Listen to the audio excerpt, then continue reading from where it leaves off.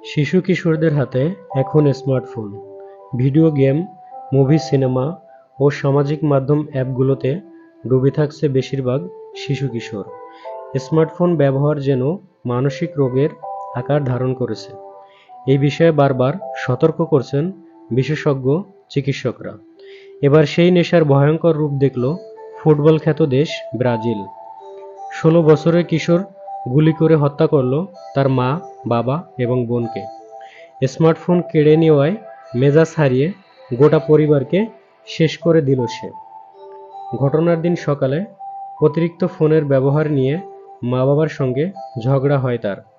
তখন তার থেকে মোবাইল ফোনটিও কেড়ে নেওয়া হয়। কিছুক্ষণ পরে অতর্কিত গুলি করে বাবাকে খুন করে ওই কিশোর। এরপর বাড়ির দোতলায় গিয়ে সমবয়সী বোনকে হত্যা করে। সে সময় তার মা বাড়িতে ছিলেন না। ১ ঘন্টা পর মা বাড়ি ফিরলে মায়ের উপরেও গুলি চালায় সে।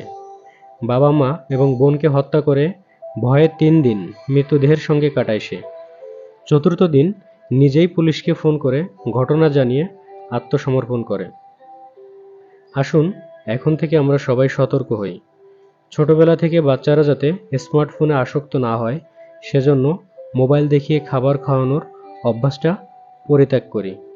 অতিরিক্ত স্মার্টফোন ব্যবহারটাও পরিত্যাগ করি।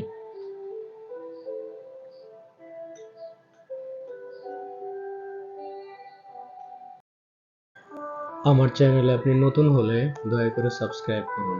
ইনশাআল্লাহ আমিও নিত্য নতুন ভিডিও আপনাদের সামনে উপস্থাপন করব। মহান আল্লাহ তাআলা আপনাকে সুস্থতার সাথে লম্বা হায়াত দান করুক। আল্লাহ হাফেজ।